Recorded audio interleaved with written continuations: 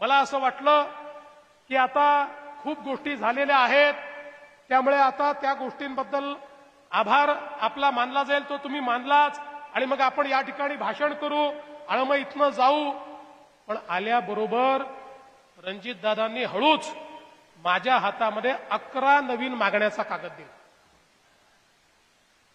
11 नवीन मागण्या. माझ्या हे लक्षात आलं की मारुतीच्या शेपटी उत्तर रामायण घडलाय ना इथे, त्याच्यामुळे रामायणाचा संबंध आहेच. त्यामुळे या ठिकाणी मारुतीच्या शेपटीसारख्या रणजितदादाच्या मागण्या काही संपणार नाही आहेत आणि त्या संपूही नाही. जो खरा जननेता असतो तो कधीच या ठिकाणी कुठल्याही बाबतीत सॅटिस्फाय होऊ शकत नाही. जोपर्यंत शेवटच्या माणसाचा विकास होत नाही तोपर्यंत त्याला त्या ठिकाणी समाधान लाभत नाही. आणि म्हणून आज त्यांनी अनेक मागण्या माझ्याकडे केल्या. मग त्याच्यामध्ये पाडेगाव, मुरुम, साखरवाडी, जिंती, फलटण, कोळंकी ते शिंगणापूर हा रस्ता MSIDCच्या माध्यमातून केला पाहिजे. आणि अर्थातच आपल्याला माहिती आहे की या रस्त्याचं ऐतिहासिक महत्व काय आहे. त्यामुळे दादा काळजी करू नका, MSIDCच्या मार्फत हा रस्ता, कारण तुम्ही या ठिकाणी बांधकाम मंत्र्यांनाही बोलवलेलं आहे आणि इतके हुशार लोक आधीच जाहीर केलं की बांधकाम मंत्री आमचे जावई आहेत. त्यामुळे आता जावयाला सासूरवाडीमध्ये काही नाही म्हणता येईल का? त्यामुळे जावयांच्या वतीनं मीच या ठिकाणी आश्वासित करतो. बरं, फलटणचे लोक एवढे हुशार आहेत. मी जावयांना विचारलं, जावई म्हणाले हो चांगलं आहे सगळं, आता फलटणच्या मुली आम्ही केल्या आहेत त्यामुळे आमचं सगळं चाललेलं आहे.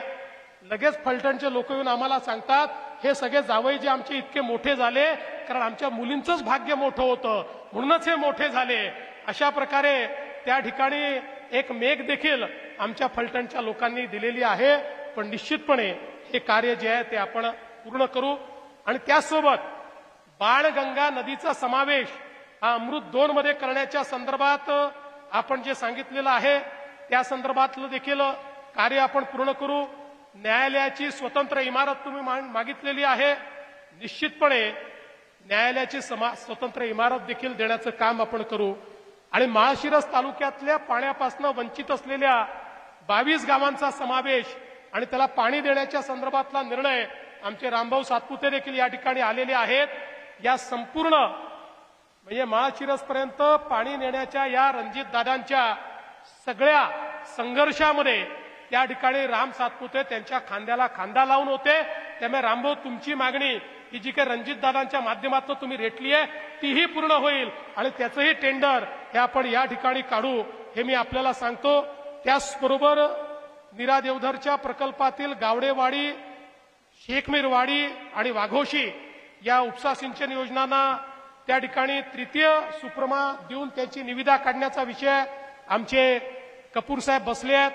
कपूर साहेब हेही तातडीनं हातामध्ये घ्या आणि हेही काम आपल्याला या ठिकाणी करायचं आहे. एवढंच नाही तर आता त्यांनी नवीन मागणी माझ्याकडे काय दिली तर म्हणाले आता आमच्या फलटणमध्ये जुनं एअरपोर्ट आहे, आता ते एअरपोर्टही चांगलं करा आणि त्याच्यावरही विमान उतरवा.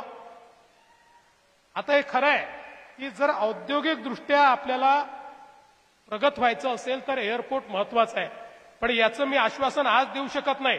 मी आता या एअरपोर्टवर या ठिकाणी एक त्या ठिकाणी त्याचं संपूर्ण सर्वेक्षण करण्याकरता एक PMC अपॉइंट करीन आणि त्या PMCच्या रिपोर्टवर आधारित या ठिकाणी पुढचा निर्णय घेईन.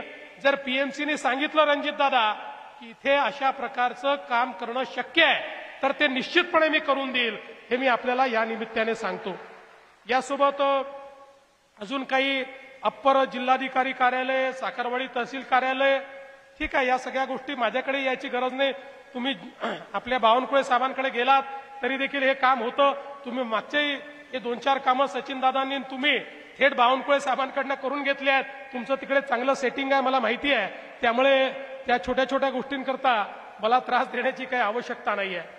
एक सातत्याने मला त्यांची मागणी असते की नाईक बोंबवाडी येथील औद्योगिक वसाहतीमध्ये एक लार्ज मेगा प्रोजेक्ट दिला पाहिजे. मी त्याच्या पाठीमागे लागलो आहे आणि मी तुम्हाला तो प्रोजेक्ट निश्चितपणे देणार आहे. काही लोकांशी बोलणं चाललेलं आहे आणि तो प्रोजेक्ट हा तुम्हाला या ठिकाणी निश्चितपणे देऊ।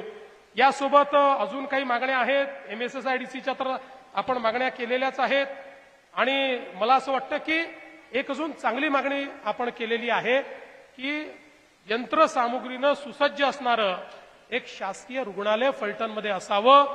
निश्चितपणे त्याही संदर्भातला निर्णय राज्यातलं सरकार घेईल आणि आपलं जे रुग्णालय असेल त्याचं अपग्रेडेशन करून त्या ठिकाणी अधिकची काही इमारत करायची असेल, काही इक्विपमेंट द्यायची असतील तर या संदर्भात निश्चितपणे जो काही निर्णय करायचा तो निर्णय आपण करू।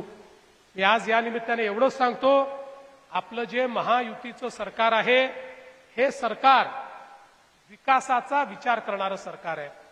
आम्हाला समाजातल्या प्रत्येक व्यक्तीचा विकास घडवायचा आहे। या महाराष्ट्रामधला दुष्काळी भाग आहे त्यातला दुष्काळ आम्हाला दूर करायचा आहे। आमच्या शेतकऱ्यांना त्या ठिकाणी आम्हाला मदत करायची आहे। आपण बघा, महाराष्ट्रातल्या शेतकऱ्यांवर संकट आल्यानंतर आजपर्यंतच्या इतिहासातलं सर्वात मोठं पॅकेज 32,000 कोटी रुपयाचं पॅकेज हे त्या ठिकाणी आम्ही शेतकऱ्यांकरता दिलं आणि आज शेतकऱ्यांच्या खात्यामध्ये पैसे जाणं देखील सुरू झालं। आणि म्हणूनच कुठल्याही परिस्थितीमध्ये आम्ही या ठिकाणी आम्ही सुरू केलेल्या योजना या कधीच बंद होऊ देणार नाही। सातत्याने काही लोक सांगतात लाडकी बहीण योजना बंद होणार, मी तुम्हाला सांगतो जोपर्यंत देवाभाऊ आहे, जोपर्यंत शिंदे साहेब आहेत, अजितदादा आहेत, लाडकी बहीण योजना कधीच आम्ही बंद होऊ देणार नाही। आमच्या लाडक्या बहिणींना ही जी आमची दिवाळीची भाऊबीज आहे ती सातत्याने मिळत राहील हा विश्वास देखील मी देतो। आमच्या शेतकऱ्यांना जी वीज सवलत आम्ही दिलेली आहे, विजेचं बिल जे माफ केलेलं आहे, 5 वर्ष आमच्या शेतकऱ्यांना विजेचं कुठलंही बिल भरावं लागणार नाही हे पुन्हा एकदा या ठिकाणी आपल्याला सांगतो।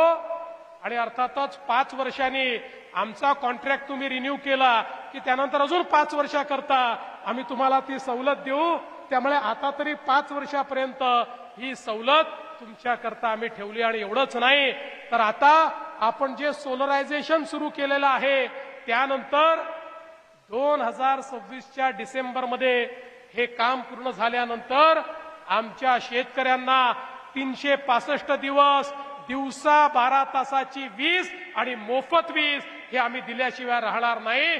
आणि आमच्या सगळ्या उपसा सिंचन योजना देखील आता आम्ही त्या ठिकाणी सोलरवर टाकतो आहोत।